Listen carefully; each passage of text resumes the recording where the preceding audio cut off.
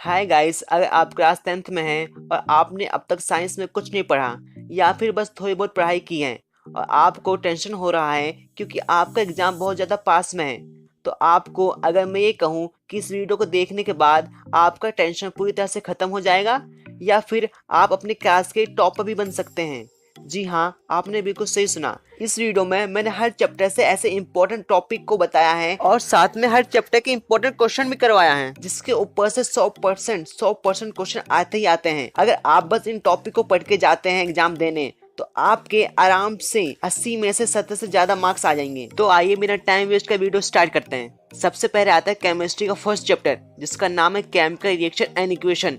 Chemistry में क्या होता है, जो डेफिनेशन होता है और साथ में जो इसके इक्वेशन होते हैं वो इम्पोर्टेंट तो होते हैं और साथ में जो एक्टिविटी होता है वो भी इम्पोर्टेंट होता है। आइए देखते हैं किस रिएक्शन का डेफिनेशन इम्पोर्टेंट है। फर्स्ट आता है कॉम्बिनेशन रिएक्शन, फिर आता है decombination reaction, displacement reaction, double displacement reaction.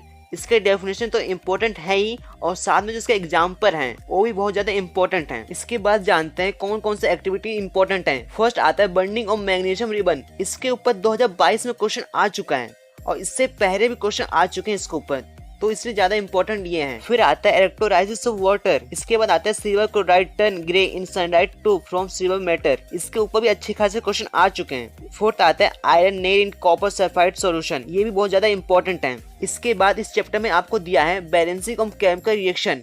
इसमें क्या होता है, आपको एक रिएक्शन दे देंगे और कहेंगे आपको इसको बैलेंस कीजिए। अब आप जो अपने स्क्रीन पर क्वेश्चन देख रहे हैं, अगर आप इसके ज्यादा प्रैक्टिस करते हैं तो इस चैप्टर से आपसे इससे ज्यादा हार्ड क्वेश्चन आपसे नहीं पूछा जाएगा। और हाँ, अगर आपको इस चैप्टर से कोई भी डाउट है तो इस चैप्टर के ऊपर मैंने वीडियो बना के ऑलरेडी अपलोड कर दिया है, आप जाके देख सकते हैं। इस चैप्टर को सिर्फ मैंने 5 मिनट में कवर किया है। इसके बाद सेकंड चैप्टर आता है जिसका नाम है एसिड बेस एंड सॉल्ट। इसमें जो इम्पोर्टेंट टॉपिक है वो है, फर्स्ट आता है important of pH in everyday life. इसके ऊपर आपको एक ना एक क्वेश्चन जरूर देखने को मिलेगा क्योंकि इसके ऊपर हमेशा क्वेश्चन आता है। और साथ में आप ये भी पढ़ के जाना कि एसिड का पीएच कितना होता है, बेस का पीएच कितना होता है और न्यूट्रल का पीएच कितना होता है। इसके बाद आता है what happen when acid and base react with each other. फिर आता है व्हाट डू और acid and base have is common. फिर आता है एसिड और बेस इन वाटर सॉल्यूशन। आपको इसका एग्जांपल भी पता होना चाहिए। और अब जो आप ये टेबल देख रहे हैं आपको इसे याद करना है कि विनेगर में कौन सा एसिड होता है, ऑरेंज में कौन सा एसिड होता है। एक्टिविटी की बात करें तो इसमें एक ही एक्टिविटी इंपॉर्टेंट है जो कि आता है reaction of zinc granules with dilute sulphuric acid. फिर आता है preparation reaction and there uses, जैसे कि washing soda, baking soda, plaster of Paris. इनके आपको नाम याद करना है और ये बनते कैसे हैं और साथ में इसके यूजेस क्या होते हैं आपको ये याद करना है। इस चैप्टर के आप कुछ क्वेश्चन देख रहे हैं, अगर आप इनकी प्रैक्टिस कर लेते हैं तो इससे ज्यादा हार्ड क्वेश्चन आपसे नहीं पूछा जाएगा। इसके बाद आता है थर्ड चैप्टर जिसका नाम है मैटर एंड नॉन मैटर। इसमें आपको पता होना चाहिए मैटर और नॉन मैटर की प्रॉपर्टी क्या होती है, reactive series, formation of property of ionic compound, corrosion and it's prevention, chemical reaction of matters, extraction of matter with reactions, electrolytic refining of copper, thermit process of joining railway track, roasting and calcination, occurrence of matter, minerals और gang. एक और आता है amphoteric oxide. ये क्या करता है, ये एसिड और बेस दोनों के साथ रिएक्ट कर सकता है। आपको इसका डेफिनेशन तैयार करना है और साथ में इसके जो एग्जाम्पल हैं आपको एग्जाम्पल पता होना चाहिए। और साथ में आपको ये भी पता होना चाहिए कि कौन से मैटर हॉट वाटर के साथ रिएक्ट करते हैं, कोल्ड वाटर के साथ या फिर स्टीम वाटर के साथ। आप इसके एग्जाम्पल देख सकते हैं। इसी के साथ ये चैप्टर खत्म होता है। आप जो ये क्वेश्चन देख रहे हैं आपको इसकी प्रैक्टिस करनी है। अगर आपको ये क्वेश्चन आ गए तो इस चैप्टर से आपसे और कुछ ज्यादा नहीं पूछा जाएगा। इसके बाद आता है फोर्थ चैप्टर जिसका नाम है कार्बन एंड कंपाउंड। इसमें आपसे पूछा जा सकता है कि जो कार्बन होता है अपना 4 इलेक्ट्रॉन यूज क्यों नहीं करता और गेन क्यों नहीं करता, और साथ में आपको इनका डेफिनेशन पता होना चाहिए। फर्स्ट आता है catenation, tetravalence, saturated, unsaturated, homologous series, oxidation with reaction, addition with reaction, ethanol property and uses, reaction with sodium and unsaturated hydrocarbon. इसके साथ जो रिएक्शन होता है इथेनॉल का, आपको इसका रिएक्शन पता होना चाहिए। फिर आता है ethanoic acid property and uses, reaction of ethanoic acid. एक मोस्ट इंपॉर्टेंट रिएक्शन आता है कि तब इथेनॉल को रिएक्ट करवाते हैं इथेनोइक एसिड के साथ तो क्या बनता है, ईस्टर बनता है। ये जो रिएक्शन आप देख रहे हैं आपको इसे याद करना होगा क्योंकि बहुत ज्यादा इंपॉर्टेंट है। इसके ऊपर हर बार एक नया क्वेश्चन जरूर आता है। और आपको ईस्टर या फिर ईस्टरिफिकेशन का डेफिनेशन भी पता होना चाहिए। फिर आता है clinic action of shop, structure and dot structure of ethanoic acid and ethanol, what is different between shop and detergent. इसी के साथ हमारा ये चैप्टर खत्म होता है। आप जिसके क्वेश्चन देख रहे हैं आपको इसकी प्रैक्टिस करनी है अगर आपको और भी अच्छे मार्क्स लेके आना है तो। इसके बाद हमारा 6 चैप्टर आता है। इसमें आपको क्या करना है, जो आप ये देख रहे हैं आपको डिफरेंस याद करना है, जैसे कि respiration, aerobic and anaerobic, IBC and WBC, blood या फिर veins and artery and capillaries. इसके बाद आपको इन सब के फंक्शन पता होना चाहिए, जैसे कि heart, nephron, digestive juice, liver, pancreas, kidney, small intestine, large intestine, saliva, stomach, ovary, blood, रम्स और बाकी ये सब भी। इसके बाद आता है डायग्राम। जो आपको डायग्राम याद करना है उनके मैं आपको नाम बता देता हूँ, जैसे कि heart, nephron, digestive systems, human excretory system, double circulation, स्टोमाटोपोर। ये चैप्टर बहुत ही ज्यादा बड़ा है, इसे मैंने आपको शॉर्टकट में बता दिया है। अगर मैं आपको एक एक बताता तो बहुत ज्यादा टाइम वेस्ट होता। और आप जो क्वेश्चन देख रहे हैं इस चैप्टर के, आपको इनकी प्रैक्टिस करनी है। ये जो क्वेश्चन मैं आपको बताता हूँ बहुत ज़्यादा इंपॉर्टेंट होते हैं। अगर आप इन क्वेश्चन को कर लेते हैं तो पूरा आपका चैप्टर अच्छी तरह से हो गया है। अगर आपको क्वेश्चन नहीं आ रहे हैं यानी कि आपकी तैयारी में भी कमी है। इसके बाद हमारा 6 चैप्टर आता है जिसका नाम है कंट्रोल एंड कोऑर्डिनेशन। इसमें आपको क्या याद करना है, difference between warranty and unwarranty action.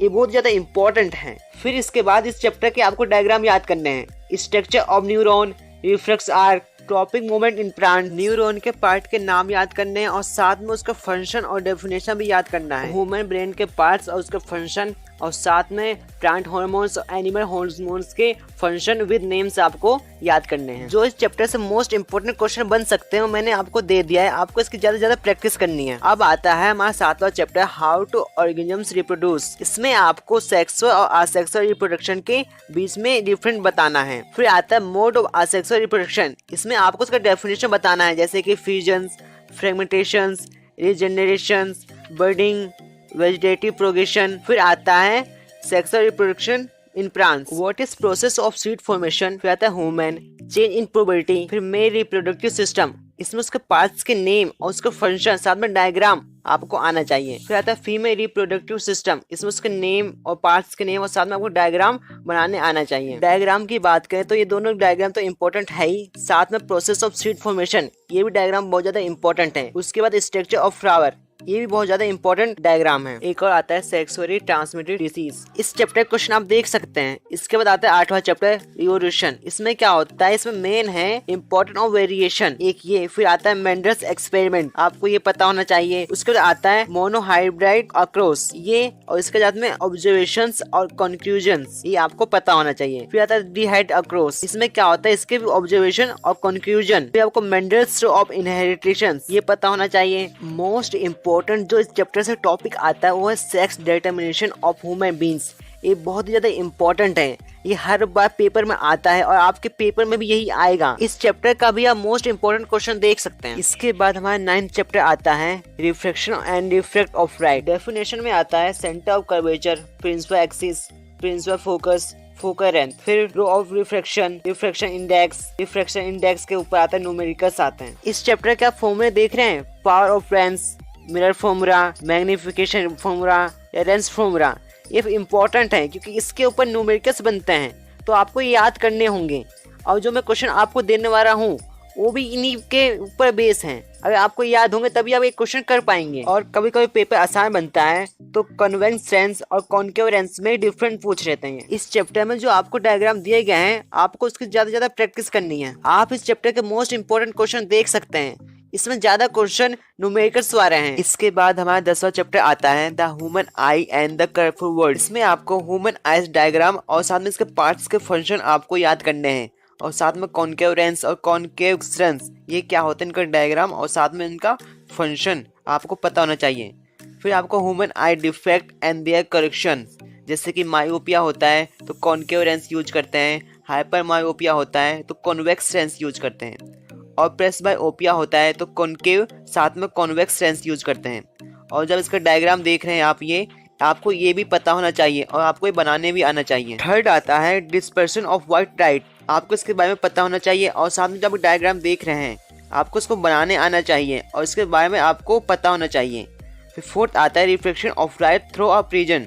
इसमें क्या होता है, आप जो डायग्राम देख रहे हैं मोस्ट इंपॉर्टेंट है, आपको इसे बनाने आना चाहिए और हर पार्ट्स का नाम भी पता होना चाहिए कि कौन सा रे कहाँ से पास हो रहा है। फिफ्थ आता है स्कैटरिंग ऑफ लाइट 6 आता है application of spherical mirror and lens. फिर आता है कि रेनबो कैसे फॉर्म होता है, जो मैंने आपको बताया है। अगर आप वही पढ़ के जाते हैं तो आपको टेंशन लेने की कोई जरूरत नहीं है, क्योंकि इसी में से क्वेश्चन आएंगे। आप इस चैप्टर के क्वेश्चन में देख सकते हैं कि आपसे कैसे कैसे क्वेश्चन पूछे जा सकते हैं चैप्टर से। फिर आता है हमारा 11वां चैप्टर इलेक्ट्रिसिटी। इसमें आपको पोटेंशियल डिफरेंस का डेफिनेशन पता होना चाहिए, ओम्स लॉ का डेफिनेशन पता होना चाहिए, और साथ में इसका फॉर्मूला होता है V = I/R। आपको ये पता होना चाहिए, बहुत ज्यादा इंपॉर्टेंट फॉर्मूला है ये, इसके ऊपर हर बार क्वेश्चन आता है। उसके बाद आपको पावर का फॉर्मूला और साथ में इसका न्यूमेरिकल्स की आपको प्रैक्टिस होनी चाहिए। फिर आता है हीटिंग इफेक्ट। इसका जो आप फॉर्मूला देख रहे हैं आपको ये पता होना चाहिए, और इसके जो क्वेश्चन बनते हैं आपको उसकी प्रैक्टिस करनी है ज़्यादा से ज़्यादा। फिर आता है सीरीज एंड पैरेलल। इसमें क्या होता है, इसका कभी कभी डेफिनेशन पूछते हैं और कभी कभी इनके बीच में अंतर बताइए ये पूछते हैं। फिर आता है advantage of parallel combination over series combination. ये बहुत ज़्यादा इंपॉर्टेंट है, इसके ऊपर तो क्वेश्चन आ चुका है और हो सकता है आ भी सकता है। फिर आता है factor on resistance of conduct depend.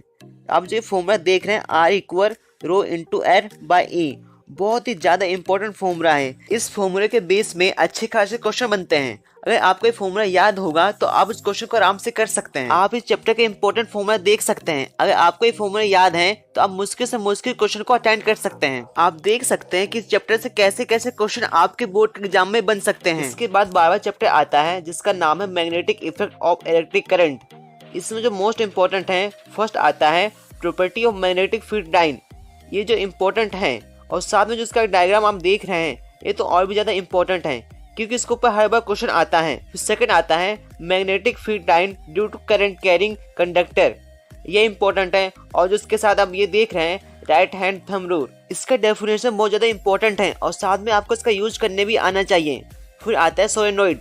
आप जो डायग्राम देख रहे हैं ये सोलेनोइड का डायग्राम है। आपको इसका डेफिनेशन और सोलेनोइड का डायग्राम आपको तैयार रखना है, क्योंकि इसके ऊपर अच्छे खासे क्वेश्चन बनते हैं। फोर्थ आता है फ्रेमिंग लेफ्ट हैंड डोर। आपको इसका डेफिनेशन पता होना चाहिए और इसको यूज कैसे करते हैं आपको ये भी पता होना चाहिए। फिर आता है डोमेस्टिक सर्किट। आपको इसका डायग्राम सही से पता होना चाहिए और इसमें होता क्या है आपको ये पता होना चाहिए।